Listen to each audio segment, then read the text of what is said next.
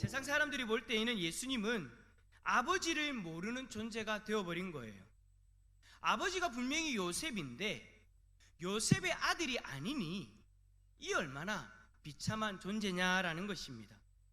그리고 여러분, 예수님이 어디에서 태어나셨습니까? 마국간. 예수님의 부모인 요셉과 마리아는 로마 황제 아구스도가 호구 조사령을 내려서 고향으로 돌아가다가 베들레헴을 지나게 되어지는데 그곳에서 여관을 구하지 못하고 마을 구유에서 예수님을 출산하게 됩니다.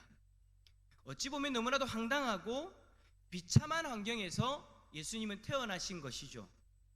그런데 태어나자마자 얼마 안 되어서 헤롯 대왕이 베들레헴 경내에 있는 남자아이를 다 죽이라는 명을 내립니다. 그래서 요셉은 아들 예수를 살리기 위해서 애굽으로 도망가게 되죠. 이후에 헤롯 대왕이 죽었다는 소식을 듣고 다시 갈릴리 지방으로 돌아와서는 나사렛이라는 곳에서 예수님은 자라게 됩니다. 여러분, 나사렛이라는 그 동네를 잘 아십니까? 나사렛이라는 동네는 지금 그 지명을 찾아보기도 힘들 만큼 아주 작은 시골 동네였습니다. 여러분, 우리가 잘 아는 이런 말이 있죠. 나사렛에서 무슨 선한 것이 날 수 있느냐. 여러분, 왜 이런 말이 생겼을까요? 나사렛이란 동네가 아주 작고 볼품없는 동네였기 때문입니다. 당시에 사람들이 무시하는 그런 동네에서 예수님은 어린 시절을 보내었던 것입니다. 거기다가 예수님의 아버지인 요셉의 직업은 목수였습니다. 무슨 말입니까? 돈도 별로 없고 넉넉한 형편이 아니었다라는 거예요. 특히 나사렛이라는 그 작은 동네의 목수였으니 일도 별로 없을 것이고 경제적으로 겨우 살아갈 수 있는 환경이었다라는 것입니다. 예수님의 환경은 이렇듯 볼품없는 환경이었습니다. 요즘 흑수저니 금수저니 그런 말들이 많이 나오죠. 한 몇 년 전에 유행했던 말인데 요즘에 어떤 정치적인 일들로 인해서 이러한 말들이 다시 많이 이야기되어지고 있습니다. 여러분, 예수님은 이러한 환경 속에 있는데 이 둘 중에 어떤 수저라고 이야기할 수 있을까요? 금수저일까요? 흑수저일까요? 대답을 안 하신다라는 것은 모르는 겁니까? 아니면 금수저인데라는 희망이 있다라는 겁니까? 예수님은 흑수저였어요. 흑수저 중에 흑수저였어요. 예수님이 태어나신 것과 자라난 환경은 흑수저 중에 흑수저였다라는 거예요. 공사장에 버려진 돌처럼 그 비참한 모습이 예수님의 삶이었다라는 것입니다. 뿐만 아니라 여러분, 예수님의 죽음은 어떻습니까? 더 비참하죠. 예수님을 따르던 제자들과 무리들은 예수님이 잡혔을 때에 모두 등을 돌려버렸습니다. 예수님을 다 배신하였습니다. 당시 종교 지도자들은 예수님을 모욕하고 침을 뱉고 조롱하였습니다. 그리고는 죄인 중에 죄인이 죽는 그 십자가에 예수님을 죽여 매달아 버렸습니다. 흑수저 중에 흑수저인 예수가 비참하게 사람들로부터 버림을 받고 십자가에서 죽어버린 것입니다. 예수님을 죽인 유대인들에게 예수님의 인생은 한낱 건축자의 버린 돌과 같은 인생이었다라는 것이죠. 여러분, 지금 이 시대도 마찬가지입니다. 세상은 예수님을 건축자의 버린 돌과 같이 취급해버립니다. 조금 잘 봐준다고 하면 성인 중에 한 명이다 라고 그렇게 이야기를 하죠. 하지만 대부분의 사람들은 예수님을 인정하지 않습니다. 흑수저 중에 흑수저로 봅니다. 아니, 어떤 이는 예수님의 존재 자체를 부인합니다. 사람들이 만든 허구의 인물이다 라고까지 그렇게 이야기를 하죠. 우리가 예수님을 믿는다라고 우리 주위의 사람들에게 이야기를 하면 여러분, 사람들의 반응이 어떻습니까? 요즘은 더 심하지만 이상한 사람으로 봅니다. 우리를 걱정하면서 혹시나 자신을 그곳에 끌어들이지 않을까봐 경계하면서 우리를 바라보죠. 예수님은 지금 이 시대에도 건축자의 버린 돌과 같은 취급을 받고 계시는 겁니다. 베드로는 예수님이 이렇게 건축자의 버린 돌과 같다라고 그렇게 인정을 합니다. 하지만 그 건축자의 버린 돌이 아무 의미 없는 인생은 아니다라고 그렇게 이야기를 합니다. 우리 11절 말씀 한번 읽어주시겠습니까? 11절입니다. 시작.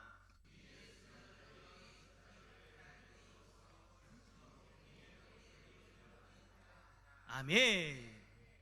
베드로는 예수님의 인생에 대해서 이야기를 할 때에 분명히 건축자의 버린 돌과 같은 인생이었는데 그 돌이 집의 머릿돌이 되었다라고 그렇게 이야기합니다. 머릿돌은 건축의 관점에서 보면 아주 중요한 돌입니다. 머릿돌은 서로 맞닿은 두 벽을 견고하게 연결해주는 중요한 역할을 하므로 집을 짓는 데 있어서는 없어서는 안 되는 존재인 것이죠. 분명히 버리는 돌이었는데 그 돌이 알고 보니 머릿돌의 역할을 하더라라는 것입니다. 머릿돌은 두 벽을 견고하게 연결하는 중요한 역할을 한다라고 했습니다. 그렇다면 예수님은 머릿돌로서 어떤 두 벽을 견고하게 연결하고 있는 것일까요? 하나는 하나님, 하나는 우리입니다. 하나님과 우리는 원래 견고한 관계로 이 땅에 태어났습니다. 하나님이 우리를 그렇게 창조하셨죠. 하지만 죄로 인하여 그 견고함이 깨어져 버렸습니다. 그 끊어진 관계를 예수님이 머릿돌 되셔서 우리를 하나님께로 연결해 주시는 줄 믿습니다. 분명 건축자의 버린 돌과 같은 인생이었는데 이렇게 머릿돌로서 우리를 연결하고 계시는 것이죠. 자, 그렇다면 어떻게 이렇게 머릿돌이 되신 것일까요? 그것은 버린 돌과 같은 그 인생이 알고 보니 머릿돌의 인생이었다라는 것입니다. 건축자들이 돌을 버렸는데 우연히 그 돌이 머릿돌로 사용되어진 것이 아니라 사람들이 그 돌을 버렸는데 알고 보니 그 돌은 처음부터 머릿돌이었다라는 것이죠. 똑같은 예수님의 인생인데, 예수님의 삶인데 세상 사람들은 건축자의 버린 돌로서 그 인생을 보고 그렇게 취급하였지만 버린 돌과 같은 그 인생이 알고 보니 처음부터 머릿돌과 같은 인생이었다라는 것입니다. 다시 예수님의 탄생을 봅시다. 여러분, 예수님은 동정녀 마리아에게 잉태되었습니다. 세상 사람들이 보았을 때는 아비 없는 자식이 되어버린 거예요. 아주 비참한 인생의 시작이었던 것이죠. 하지만 이사야 7장 14절에 보라, 처녀가 잉타하여 아들을 낳을 것이요 그의 이름을 임마누엘이라 하라.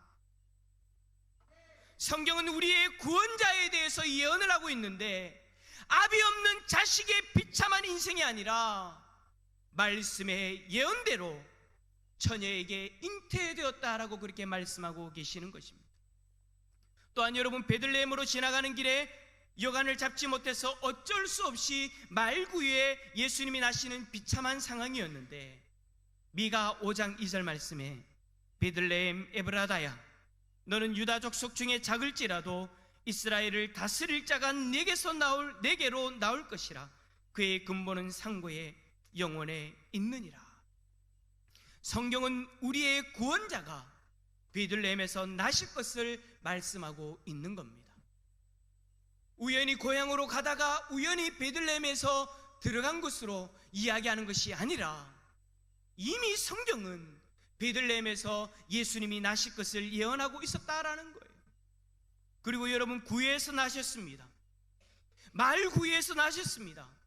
누가복음의 기록에 의하면 그 말구유에 나신 그 장면을 아주 비참하고 아주 너무나도 가난한 그 모습으로 그리고 이야기하는 것이 아니라 누가복음에 뭐라고 이야기합니까?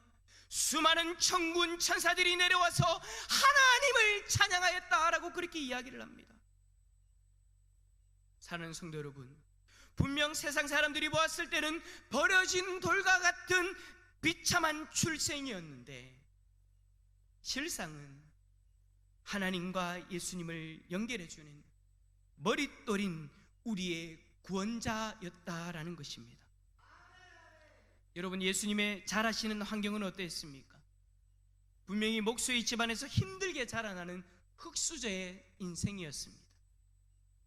얼마든지 자신의 인생을 비관하며 그렇게 살아도 되는 그런 인생이었어요. 하지만 누가복음 2장 40절에 이렇게 말씀합니다. 아기가 자라며 강하여지고 지혜가 충만하며 하나님의 은혜가 그의 위에 있더라. 그의 환경으로 인해서 흙수저의 인생으로 비참하게 자신을 저주하며 살아가는 것이 아니라 하나님이 그를 강하게 하시고 지혜가 충만하게 하시고 하나님의 은혜를 위에 두시며 머릿돌의 인생으로서 부족함이 없도록 하나님이 인도하셨다라는 것입니다. 여러분, 예수님의 십자가 사건은 어떻습니까? 유대인들은 예수님을 십자가의 죽임으로 인해서 예수님을 버렸다라고, 드디어 속 시원하게 버렸다라고 그렇게 생각하였을 것입니다. 하지만 실상은 예수님이 우리를 죄에서 구원하기 위하여 자신이 스스로 그곳에 내어 주신 것입니다. 머릿돌로서 하나님과 우리의 인생을 견고히 연결하기 위하여 그 연결에 문제가 되어지는 우리의 죄를 해결하기 위하여 자신을 십자가에 내어 주신 것입니다. 뿐만 아니라 세상은 예수님의 죽음이 끝인 줄 알았습니다. 하지만 예수님을 건축자의 버린 돌처럼 자신의 인생에서 완전히 내버렸다고 생각하는 그 상황 속에서 예수님은 3일 뒤에 부활하셨습니다.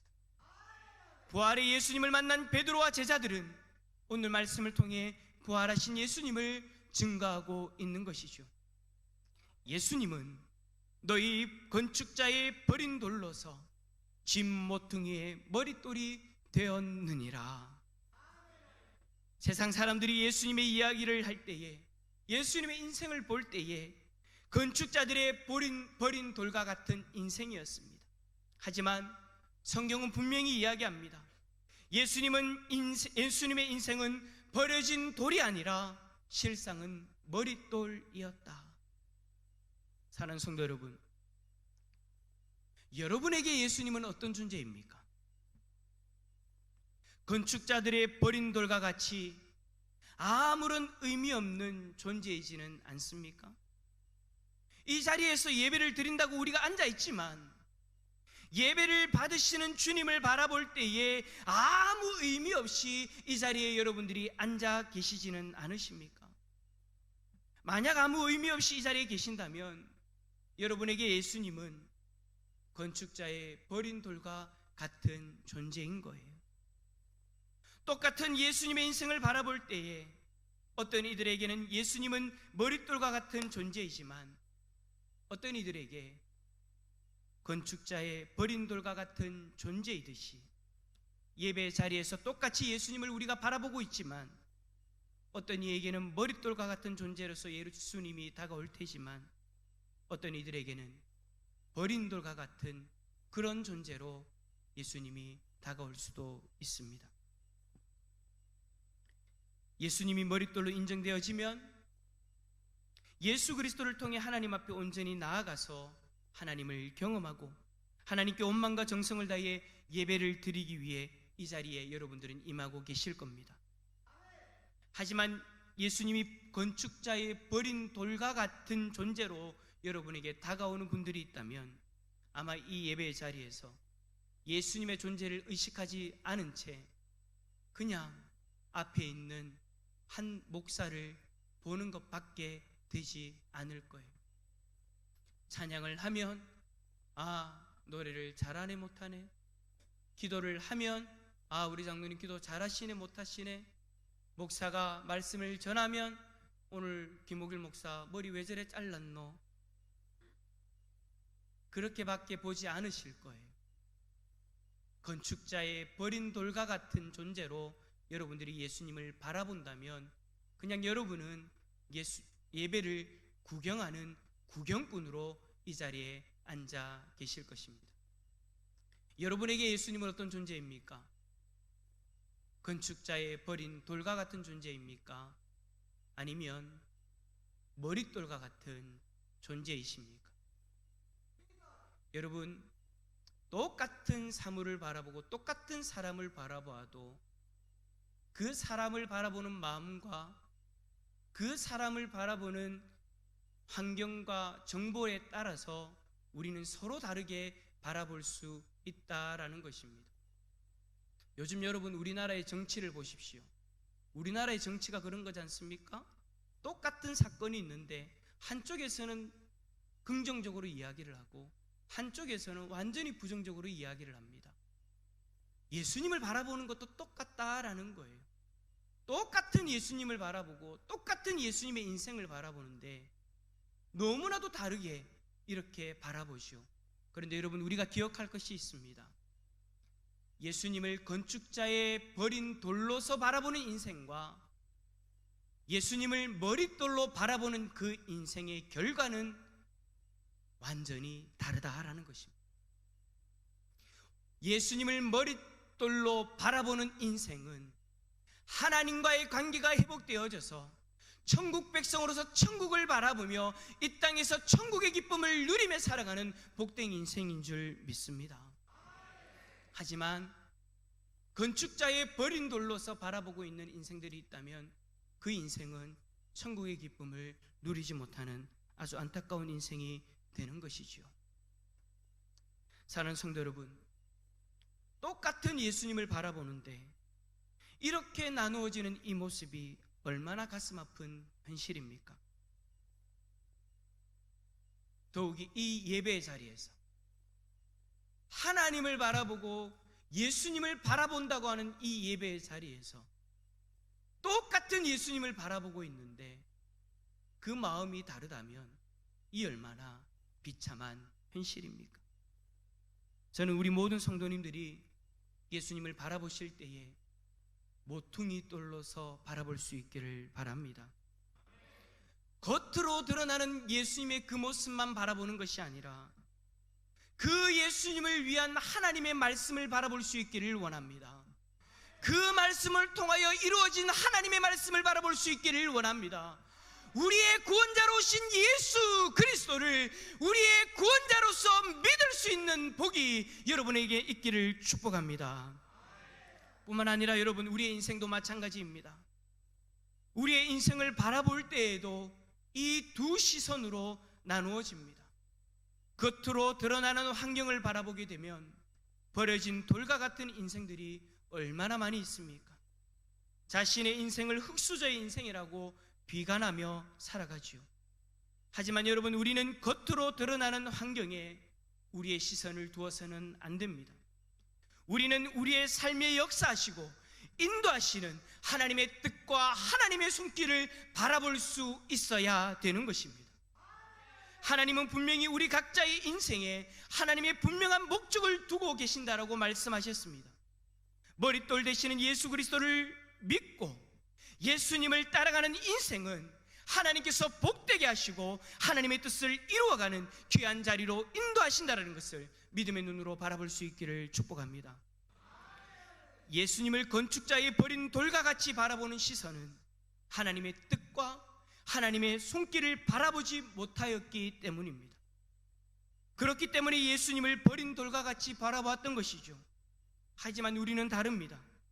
분명한 하나님의 말씀을 통해 하나님의 뜻을 깨닫고 하나님의 인도하심을 바라볼 수 있기 때문에 예수님이 머릿돌로서 하나님과 우리를 연결하고 계심을 믿고 바라볼 수 있는 줄 믿습니다. 그리고 그 시선으로 우리의 삶도 바라볼 수 있어야 된다라는 거예요. 하나님의 분명한 목적을 이루어가는 하나님의 복된 백성인 줄 믿습니다. 사랑하는 성도 여러분, 예수님을 우리의 머릿돌로 믿으시기를 바랍니다. 우리의 삶을 이끌고 가고 계시는 하나님의 손길도 바라볼 수 있기를 바랍니다.